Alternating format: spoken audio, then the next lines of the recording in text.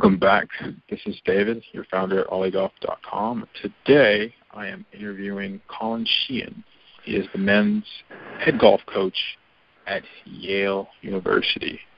Colin, how are you doing today? Very good. Thank you for having me. Well, before we get into the meat of the interview, I always like to try to throw my guests off a little bit by asking a somewhat easy, not weird, but just not so serious question. What is the hardest hole of golf that you've played recently? Just about every hole at the Kiowa Island River Course in South Carolina on a 47-degree day with a 30-mile-an-hour wind and not that much wind. And I'd say that'll do it. Just about any hole's harder than a 25-mile-an-hour crosswind. Wow, yeah, that's what we like to call adversity or excellence under pressure, maybe, at least as a vision of sorts. One of the cool things that I wanted, you're one of the first guys I wanted to interview when I started this podcast, this blog, because when I was doing my research on you, I think you have a slightly different, let's just call it a background, even though I don't really think it's a background, but you have a different path into golf, let's just say golf coaching, not playing, if you will. Sure. Let's step back into the time machine. What was so cool or so intriguing about golf that got you hooked on it? I'm very fortunate that I grew up in Fairfield, Connecticut, and there is a 9-hole par 3 course, town owned, and I don't feel that old, but I'm old enough to tell a story that when I was a kid in the mid-'80s, it was only with your town resident card, and being a junior, it was $1.55 to play 9 holes of golf, which sounds absurd today. So I've got one of those old stories about how something was really affordable in the old days.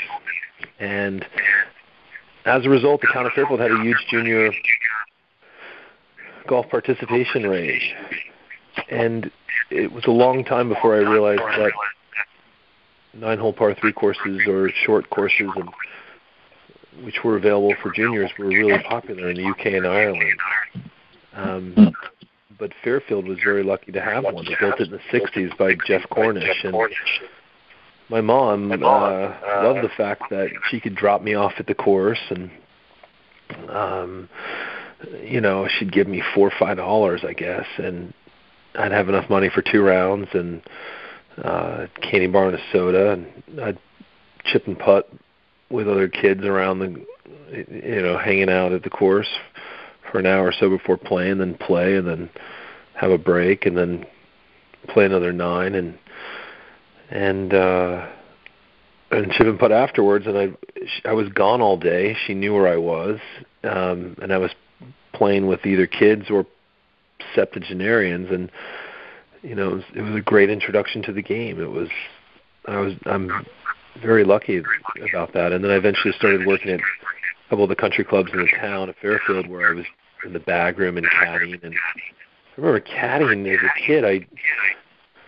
The idea that you could get to play the course all day Monday was like the most incredible ancillary benefit of $25 or $18 for carrying a bag for 18 holes. The idea that you could play a really fantastic course on Monday 3 times if you were, so ambitious about it, that was like enormous. And so I was really lucky in that regard. And then the other thing that to this day, I'll never forget the fact that when there was a high school tryouts in my freshman year, I wasn't in the conversation for the varsity team. I was with 12 kids who were all kind of vying for the JV team, and the JV coach,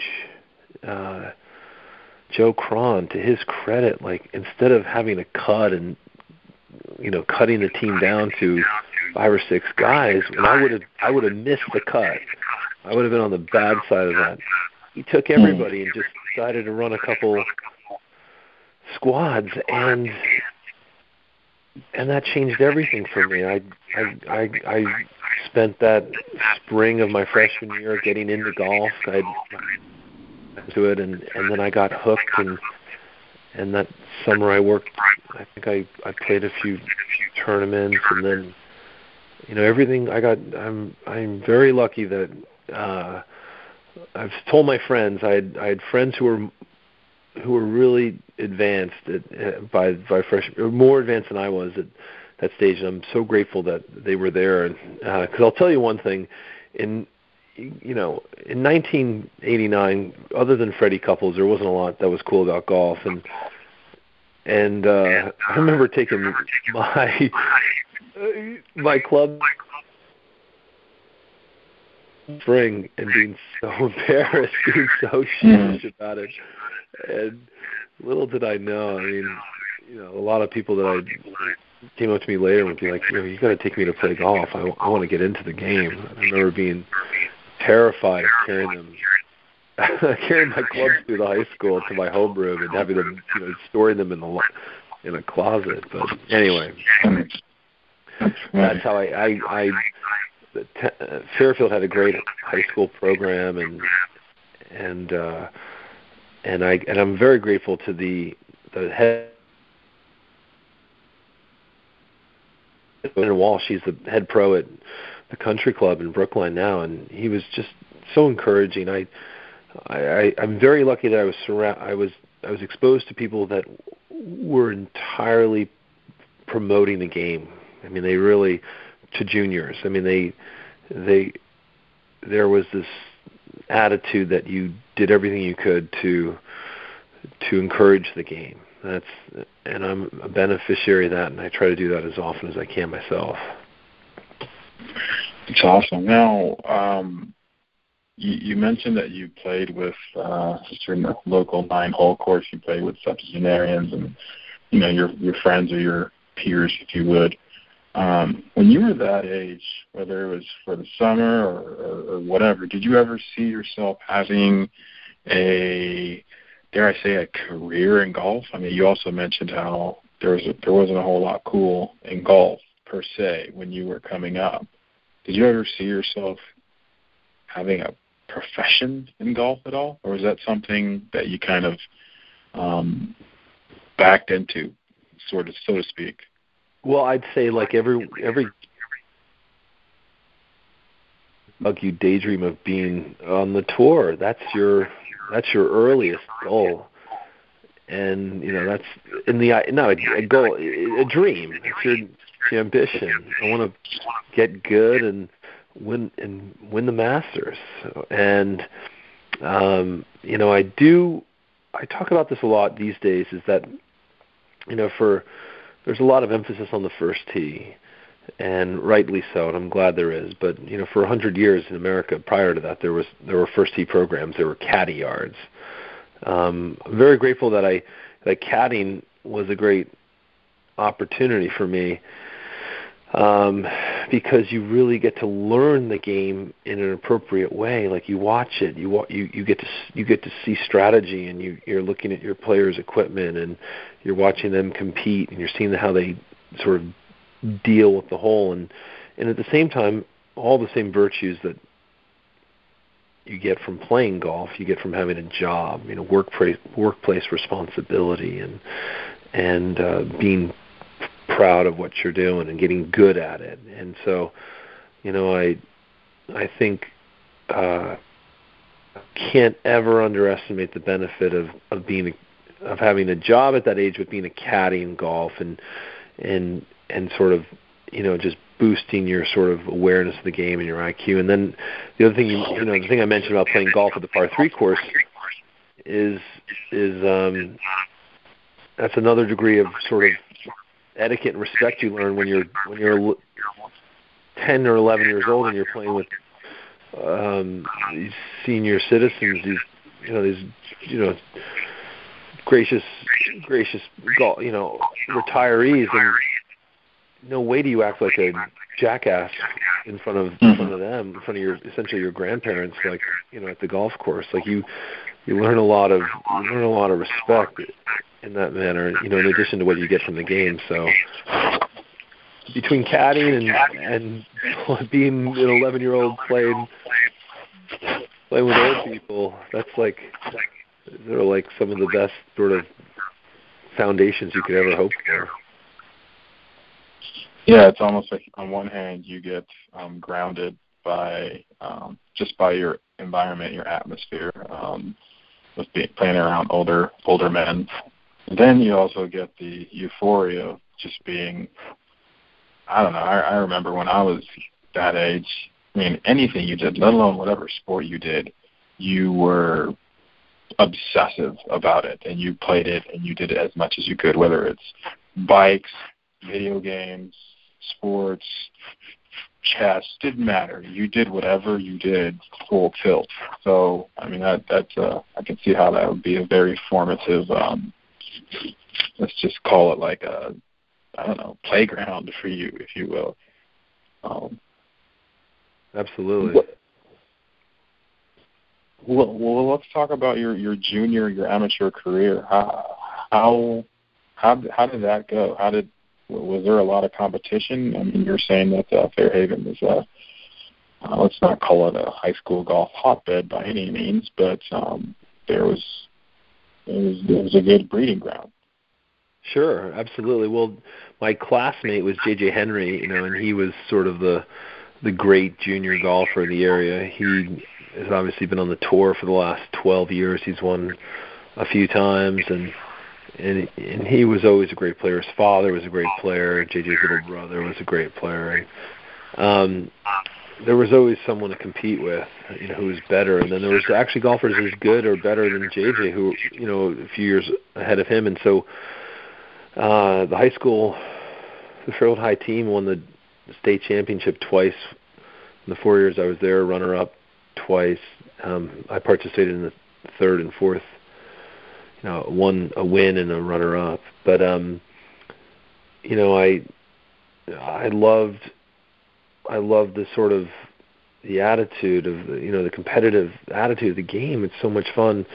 I did not have a great amateur career other than the fact that I did qualify for the Big I, the Insurance Youth Classic in 1992. I was one of four kids from the state of Connecticut who got to go to North Carolina and play Pinehurst number 7. And at that event, Tiger Woods, a young Eldrick Tiger Woods, who's the same age as I am, was competing, and he was known to junior golfers at that time, and he was sort of famous within our ranks. I mean, you knew he was the best golfer. And I remember playing this really hard course. I didn't play well, but I did all right, and it was in the driving rain. And I remember shooting an 80 thinking, not being terribly unhappy with it, and being curious to know what Tiger would shoot later in the day. He was like in the next wave. And he shot 67. And I remember thinking, then and there, I remember just knowing I'm not going to play professional golf. I'm not going to be on the tour. Like, he literally dashed my dreams right on the spot. And I was okay with it. I saw this glimpse of a big national tournament, and saw what the real standard was, and not just the standard from the Northeast or Connecticut.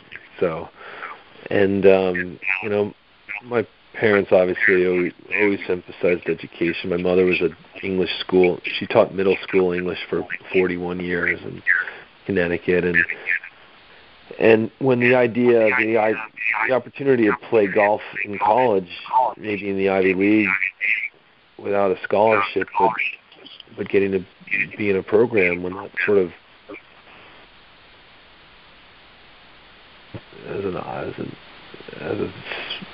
scenario, a possibility. I thought that would be what could possibly be better than that.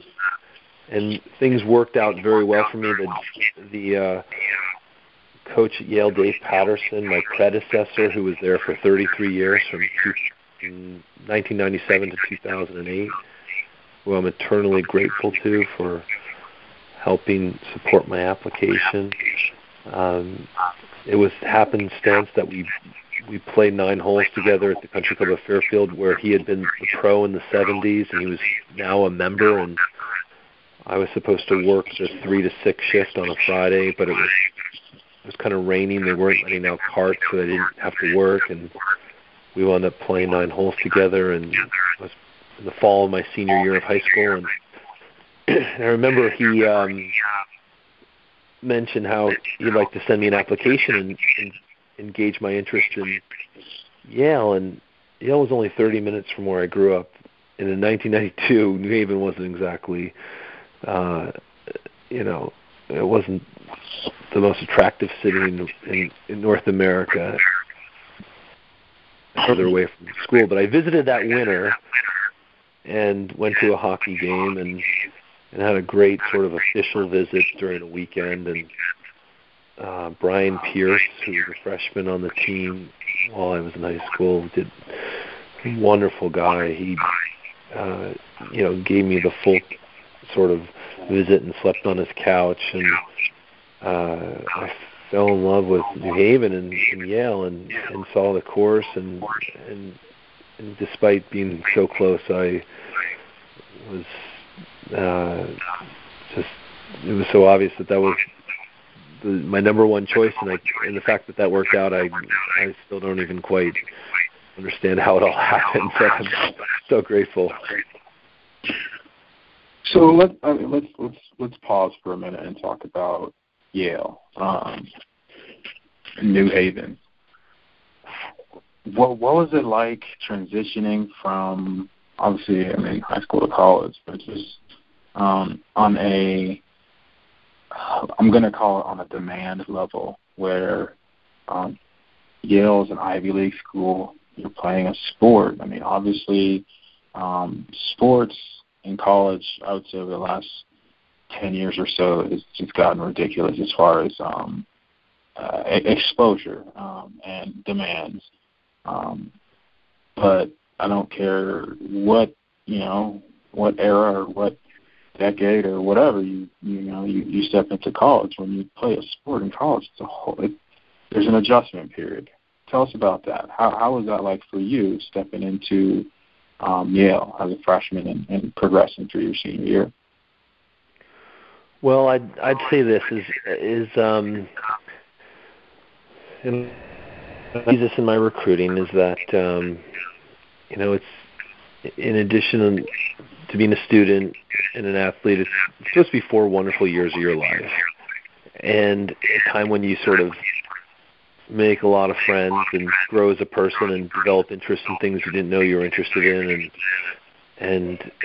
and meet people from sort of all over the country and around the world and from all walks of life. And it's supposed to be a real mind-opening time in your life, and it was for me. I love the I didn't play golf as well as I wished. I still managed to have a really positive and enjoyable time on the team, and really bonded with my teammates and friends, and many of them became roommates and groomsmen at my wedding, and people I've stayed in touch with for a long time, and I really love the academic kind of opportunities that presented itself, and I was able to major in history and political science, but some of my favorite classes were art history, and I took these survey classes with this famous old Yale professor, Vincent Scully, who taught these survey class, history of art from antiquity to the Renaissance and modern architecture. And I remember taking history of modern China with Jonathan Spence, and on and on and on. And so I would say that for me personally, I did not. It's possible to have had an incredibly, fruitful experience. Years, despite the fact that I didn't play as well as I'd wished. But the most important thing was getting turned on to the Yale University golf course, which remains the number one ranked and essentially the most architecturally significant college golf course in America. And the other benefit was that the coach, Dave Patterson, led these incredible spring break trips where we were able to play courses that I'd only dreamed of prior to that. So I was turned on to incredible courses that had hosted majors, and I'd only read about in Golf Digest and seen in rankings and things. But the absolute best part was that since 1976, Coach Patterson every 4 years he took the team to the UK during March and spring break, and we played matches against the golf teams of Oxford and Cambridge and Glasgow and Edinburgh and St Andrews universities. And we got to play the Old Course in Turnberry and a match against the members at Muirfield and St George's and Royal Liverpool, and it was just like the most incredible 2 weeks of your life. In fact, if you had asked any of the Yale golfers from those eras, like, they would tell you that their two favorite weeks at Yale were the 2 weeks we were in the UK playing golf. So yet another person to whom I'm so grateful for encouraging my interest in the game, and so I came out of there in love with architecture and the history and traditions of the game, and with lots of great friends and 36 credits of very interesting classes, and having spent 4 years on a campus with all this fantastic Gothic architecture, and so I consider it a success, even though, like I said, I never quite played as well as I wish. But I understood it from the point of view of the undergraduate experience, which has really served me well as the coach the last 6 years. Yeah, I mean, I would say without a doubt, when you take a step back from what your expectations were on the field of play, and you look back at the quality of your experience, whether it be teammates, coaches, trips, actual matches or tournaments, what you learned in class, how you grew as a young adult. To me, it always vastly outweighs whatever happened on the field. Coming from a team sport where, easier to have let's just call it a highlight tape or something like that, an archive of your past performance. Those moments start to run together, but the moments that have never, ever, ever, diminished in their glory to me are the relationships that I made, the lessons that I learned, the trips that we took, because those are the things that they just stand out. So I completely agree with you there. So that being said, leaving college, getting a full taste of the undergraduate experience, playing golf, what now? What do you do now? What were your thoughts? Well, the first thing I did was I knew I wanted to do the great sort of European backpacking adventure, so I did that for 10 weeks in the fall after graduating, for lack of a specific ambition. I knew I wanted to get into golf, but the only problem was they don't come to campus and interview. All the investment banks and consulting firms do that. And you almost have to know what you don't want to do more than you know what you want to do. And sure. I remember in around November, December after I graduated, so essentially 6 months, on a resume which didn't have anything really on it. But I reached out to a bunch of small golf architects because I wanted to get into golf architecture. And this is now sort of late 1997. And I happened to meet the publisher of a golf magazine called The Golfer, and I impressed him with some of my obscure knowledge of golf history. I should mention that when I was in high school, I was working at the Patterson Club. I was helping the pro, and we were cleaning out space in the attic. And I found a box of Golf Digest magazines from the mid-'60s to 1980. I want to say almost 15 years of magazines. And I wound up on rainy days or just taking them with me. I wound up reading all of them. And I had this kind of idiot savant knowledge of golf history and trivia and facts, and in addition to just loving the game. So I impressed this publisher with my knowledge, and he hired me to be in the editorial department. And he said, you'll be able to interview architects and you'll be able to go on to do what you want to do, but in the meantime you should come work for me. And I started in February 1st of 1998 as a sort of, editorial assistant. And then I became really well, and by December I was the managing editor of the magazine. Okay. And I had it was 3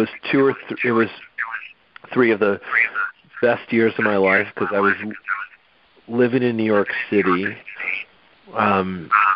living sort of rent check to rent check, paycheck to paycheck. I didn't have a dollar to my name, and yet I was traveling and playing all these great courses and writing about it and staying at fancy resorts and hotels. I remember, the hotel and everything would be comped. Everything would be comped. I wouldn't have to spend any money, but they would ask to swipe my credit card for incidentals, and it would get declined because they were running it for like $200. Yeah. It's like and I didn't even have that much clearance, and here I am like in Bermuda, staying in the suite at the top floor of the Four Seasons or something.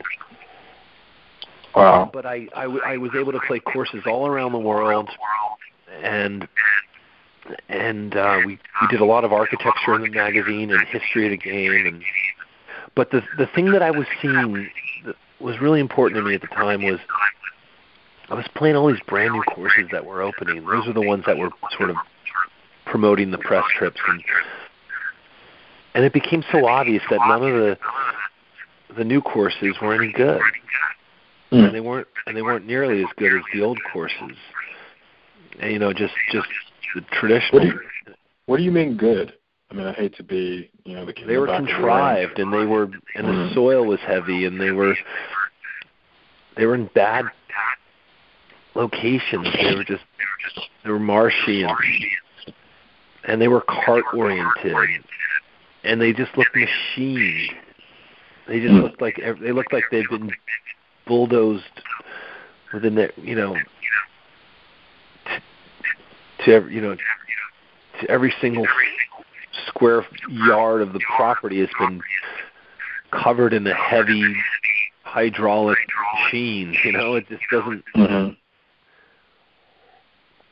So I really started to see what I loved about certain aesthetics of the game, and I really started to appreciate where courses were understated and where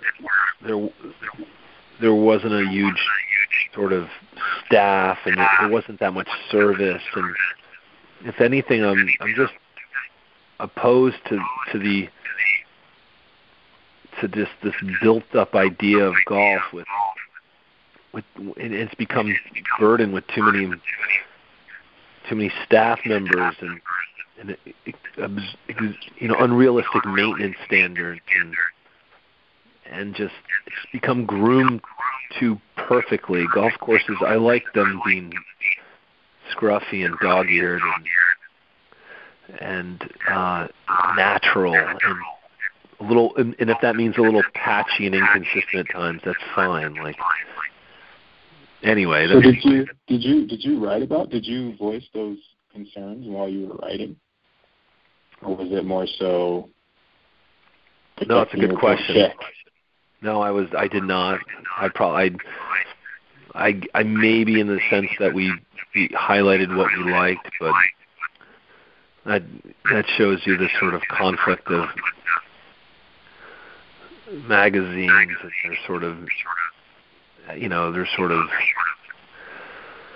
need to support need to be advertised and supported but yeah, it was hard. I wanted to. It would have been nice to have been so sort of independent minded but just couldn't. No, I mean, it goes without saying. I mean, it's tough, especially. I mean, not to give you any excuses or speak for you at that time. I mean, you're fresh out of college and you're doing. Let's just say your critical eye or critical intuition is not what you're trying to nurture. You're trying to nurture the opportunity to do what you love. So even if there's this natural, like, okay, these are all, dare I say, cookie-cutter courses, that's not what's at the top of your mind. What's at the top of your mind is, wow, I'm really getting to do what I like, or really getting to do what I love. I mean, that's what I would imagine, being fresh out of college. Yeah. I mean, you were, at that point, I treated those years like grad school or, I was just absorbing. I knew a lot, but I was just reading everything I could. I was just relishing the opportunity to travel. I was also loving living in New York with a couple of friends from college on a beautiful loft apartment on 18th Street near Union Square, and there's you never quite have the freedom you have like you do the first 5 years out of college, even more so than while you're in college. Just the ability to travel and just sort of do whatever you like. And I love New York. I wished in some ways I could have been staffed on some architecture projects in sort of remote areas, but I never give it back for those years I was able to be in the city and the golf writer, magazine editor, and a New York City kind of resident for those years. That was it's almost too good to be true. Yeah. No, well, again, it's funny when I tell, not that I'm over here giving advice left and right, but when high school seniors ask me about college and what they should do, or when they start looking for internships or what have you, one of the main things I always tell them is that it's a whole lot easier, just as far as having a baseline to, like you said, know what you don't want to do. And it's hard. It's hard to go against the grain, but once, you're given that opportunity and you make the relationships that can facilitate you finding that out, I'm of the opinion that you're well ahead of your peers because you have that baseline and you can only grow from there. It's completely different when you just take whatever, falls into your lap and you run with it, and then you figure out 5 years, 10 years, 15, 20 years in, you're like, okay, this is not really what I want, but it pays the bills. So, just to do a quick recap, let's just say you had I want to use the word nondescript, but I don't think that's really enough.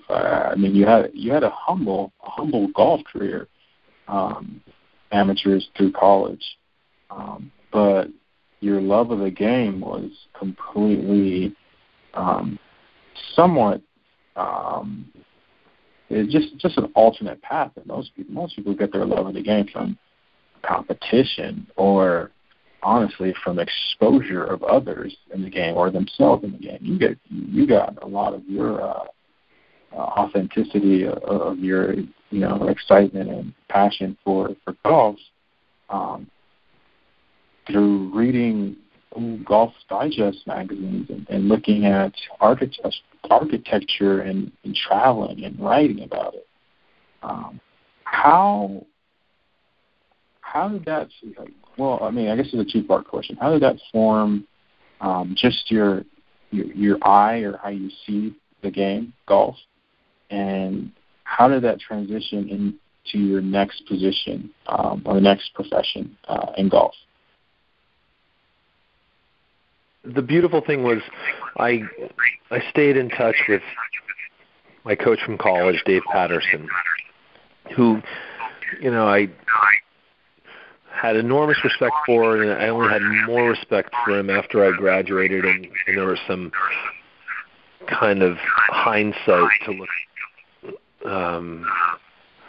and appreciate everything he did for the players and the standard to which he ran the program. And I used to tease him. I used to say, Coach, when are you going to retire? I want your job. It's just like the perfect thing to get to do and represent the program.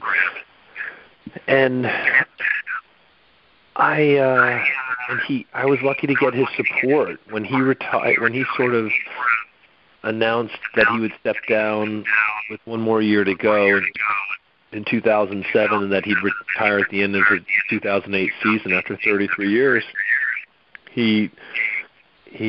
I'm lucky that he sort of kind of tapped me as the successor, and although there was still a process to go through, I was able to sort of shadow him for his final year and as the assistant, but really get to sort of be an apprentice.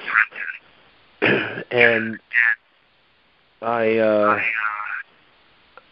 knew I could do it because part of it is selling the Yale golf team experience, the Yale undergraduate experience, the spring trips, the golf course itself, the opportunities to play all these great courses.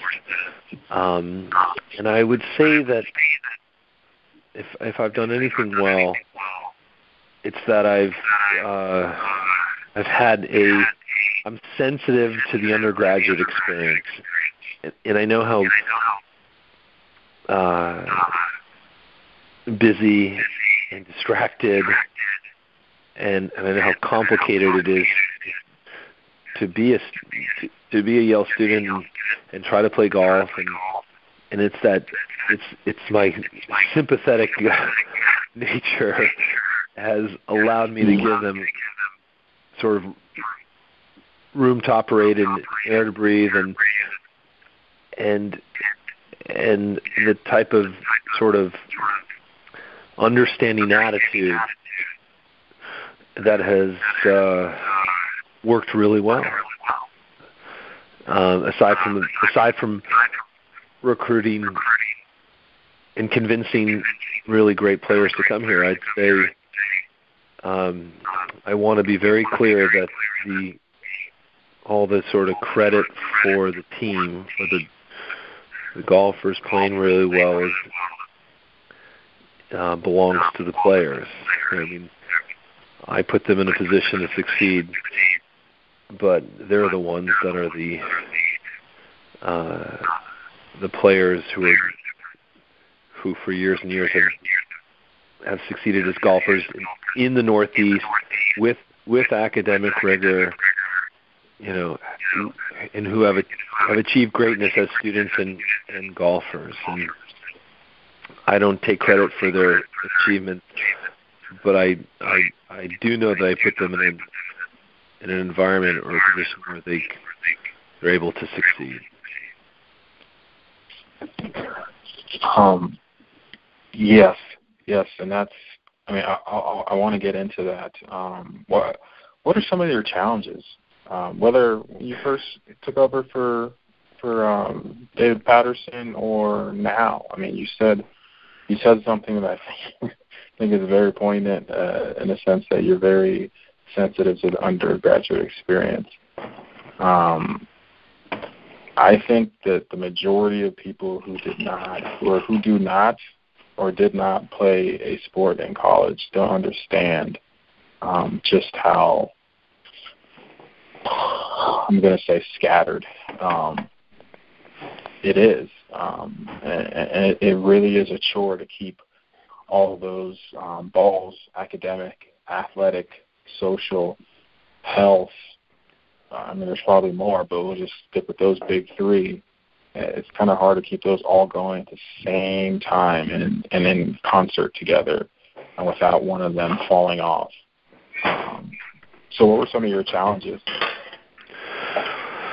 Well, I'd say the opposite of the challenges, the really favorable conditions are such that, and I think this applies to almost every college golf team, but you never have to motivate players. They all want to play well and be the man, kick in the winning score. It's golf after all. We don't do morning workouts. There's no suicide drills here. And golf is tricky, as you know. I mean, you can't push a string. You can't add pressure and expect to get the results in golf. And so I am very low key and relaxed about how we operate, because you're not gonna have anyone play their best if they're terrified. You cannot be George Steinbrenner about golf, and all you can do is hope that they're as comfortable as they can be, and that's why, if someone has an issue with some sort of looming exam or midterm, obviously you're not going to play well if you can't come up for air. And so the idea is I've never not given a hall pass if someone needs to miss practice to complete some work. I'm very flexible if they have to move practice times around and come earlier in the day. They have an evening exam. We're very lucky that academics will still always be the top priority, and golf, you hope, is a close second. But as we said earlier, it's still supposed to be more wonderful years of your life. So I think we benefit from keeping things in perspective.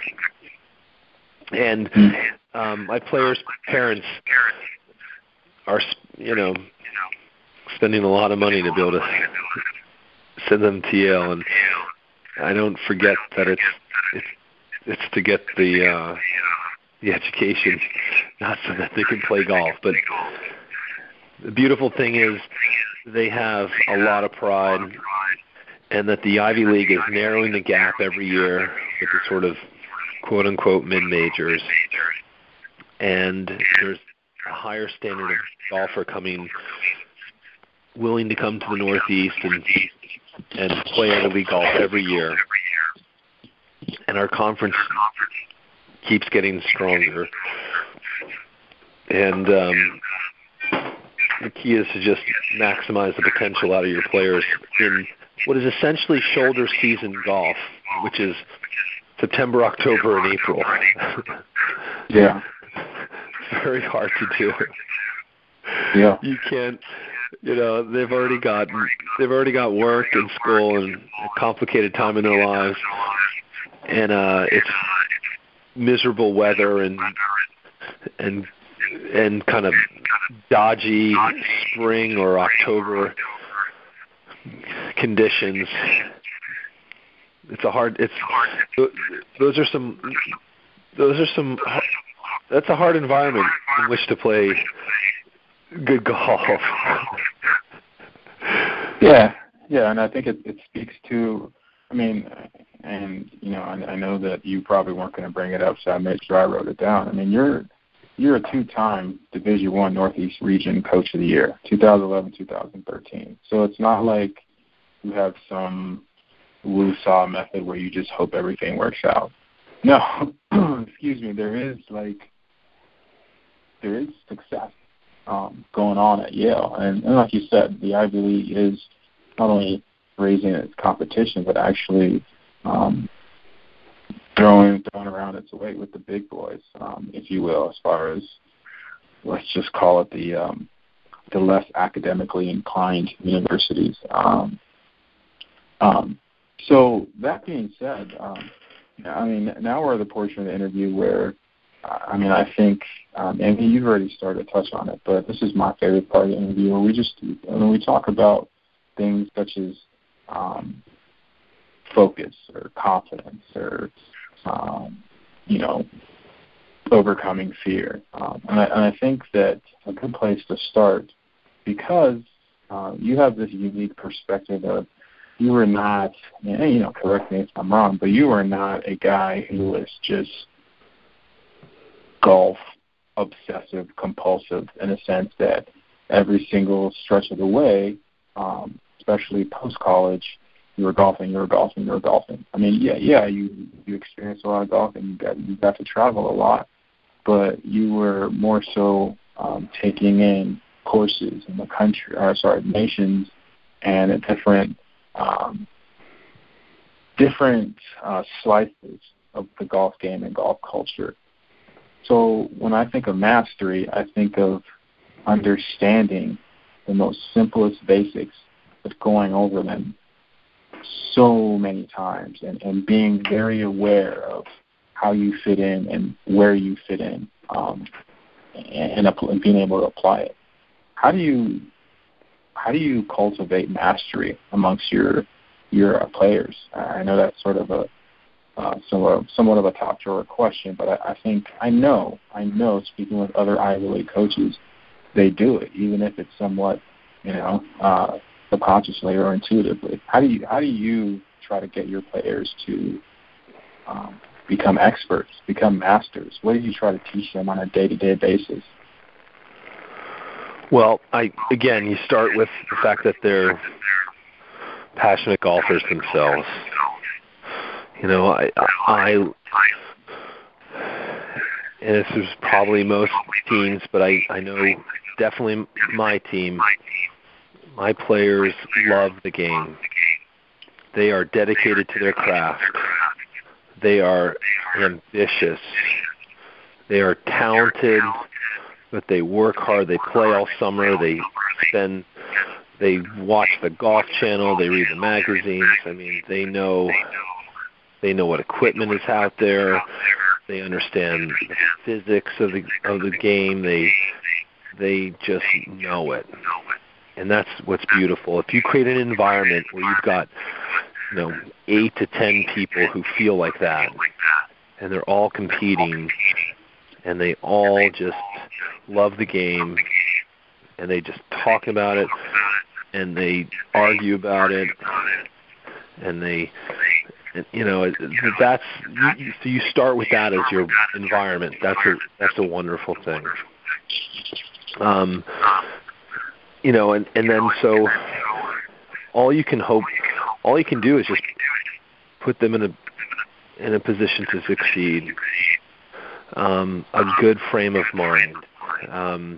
You know, we don't do a lot of. I try to de-emphasize being technical about the swing. I'm not David Ledbetter. I believe in, you know, ball position, posture, and alignment, and then you just sort of check and tweak those, and you know, and the rest of the sort of everything else falls into place. I believe in each golfer has their own kind of, you know, fingerprint with the swing, and it's in their DNA to swing a certain way and with a certain tempo or with a ball flight, and you don't alter that. You don't disrupt that. Obviously, you correct a flaw if there's something wrong, but the season is too short. You want them to be competitive. You want them to be. You want their confidence up. You want them to just. You want them to be not concerned, not distracted with being technical about things. It just doesn't work. And I'm sure every coach deals with that. I mean, it's just, you can't rebuild a swing in season. You can't make major adjustments. And that's why, you know, to some extent the season is a fall and a spring. It's only a portion of the year. They're going to spend 4 months during the summer playing tournaments and working with their instructors, and they're going to in the winter and summer is the time to sort of make changes. But I think more than anything else, what you really need to do is project a sort of calm influence, and you boost their confidence, and just create as little just as little tension and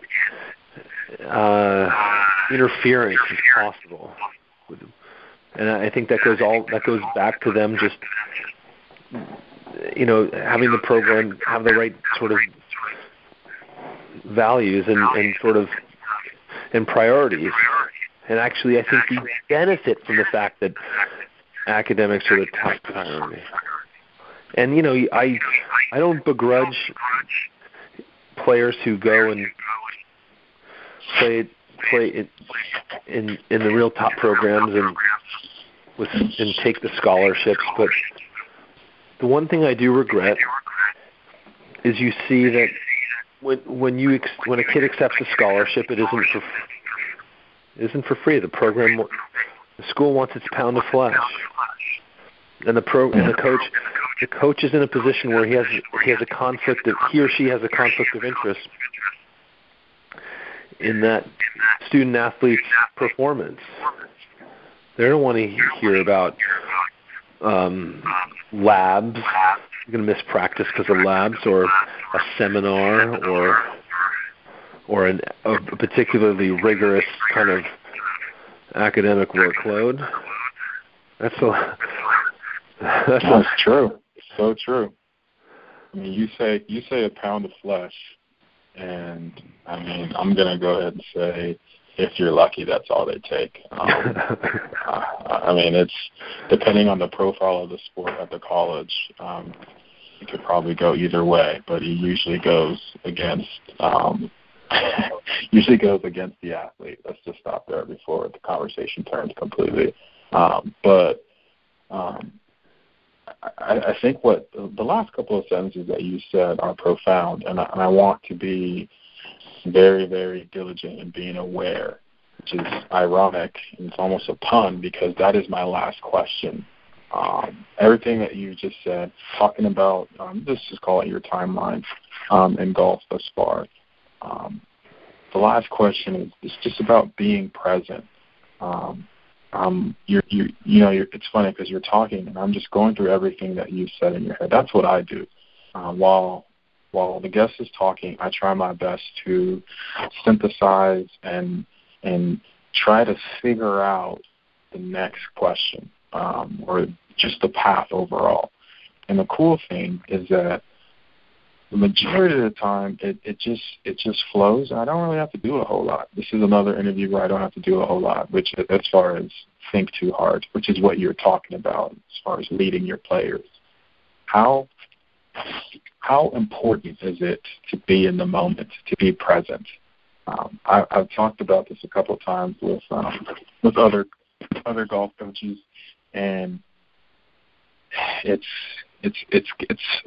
so hard. So I don't care if you want to talk about distractions or kids nowadays or whatever. I'm going to go ahead and say that there's always been distractions, whether it was, in ancient Rome or now. There's always, not that they had golf in ancient Rome, but, bear with me. But there's always going to be distractions. There's always going to be what I call, especially for athletes, the time travel, where you think about making the winning putt. You think about carrying your team. You think about your senior year. You think about all these things that are not right now, and it affects your game. What's your take on that? Well, I think a couple things. One is you realize very quickly in college golf that you recruit them, they come, and they play for you for 4 years.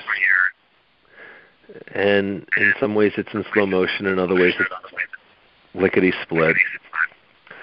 And right as you reach sort of the height of your relationship with the players, as you really get to know them, they graduate and they're gone, and you see them at an occasional football game, or they come back for an alumni event, and you continue to email and text with them, but the idea is it goes pretty quickly. And my players would know this, but prior to having children, my wife and I are very lucky. We have 2 beautiful girls. One's about to turn 6, the other's 3.5. And until we had children, a lot of these things I would have known, but they become so much more apparent when you see sort of your players kind of in the context of your own children, or as such, and because you want the best for them, you want them to succeed, you want them to grow and develop, and you get frustrated when it doesn't always happen as quickly as it should,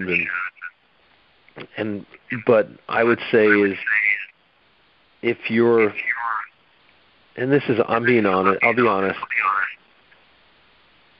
what you really want for them is to finish college and be an independent, assertive, well-adjusted,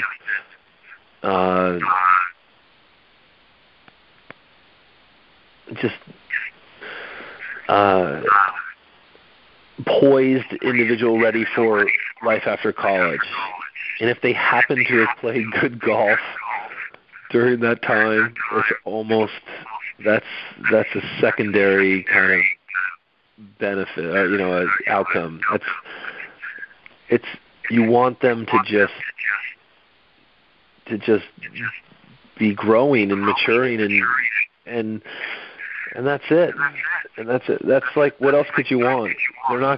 There's occasionally a golfer from Yale will turn pro and go for it, but they're going on to other things. And the thing I really love is that there's been I've had a philosophy major and a film studies major and an art, an art history student, plenty of econ, and I've had, there's a kid who graduated a year ago. The captain he's at law school, and he's at med school. Forgive me. And a player who graduated 2 years ago is at med school, and so you're going to go on to sort of bigger and better things. But you want for them the best, and I see when you become a parent, all you want for your kids is really two things. You want them to have access to great health care, and you want great education. Anything after that is just bonus, and honestly, you can't do any better than sending your kid to Yale and playing on the golf team. I mean, well said. That's all you want. Well said. Well said. That is a apropos soundbite. Well, Colin, I'll be honest. I feel like there's a whole other conversation that we can have, and that's more so about that couple year span right out of college and writing and experiencing golf across the globe and just prior to you being at Yale. But I mean, we'll leave that for another time, and I'm definitely open to doing that. But I just want to thank you for coming on and being honest. And honestly, I don't think that you're trying to, because you're being yourself. But I love hearing the contrarian view of somebody who has had success, because it's not like everybody else. It's not like, our guys practice hard. We make sure that we give them every opportunity, blah, blah, blah, blah, blah. It's like, after a certain point, if you're cultured or experienced enough in anything at a high level, you understand that, a lot of it is hard work, but the other big chunk of it is perspective. I think that you've done nothing to disprove that, and you may not have some overly rigorous, athletically or demanding, protocol or whatever, but you know what you have and you get the most out of it, and you have a vision for all of your players, and that's awesome. I mean, you were talking about being a parent. That's I can't imagine a parent not wanting that. So yes, so we definitely have to do this again. But I want to thank you for coming on to the show. This has been a very, very I don't want to blow out my vocabulary, but it's been very, very. I'm just going to use the word chill, and just like, wow, I don't know. Okay, yeah, it just kept flowing, and that's what My pleasure. My pleasure. Thank you for doing this. I'm delighted to be a part of it, and I look forward to talking to you again in the future.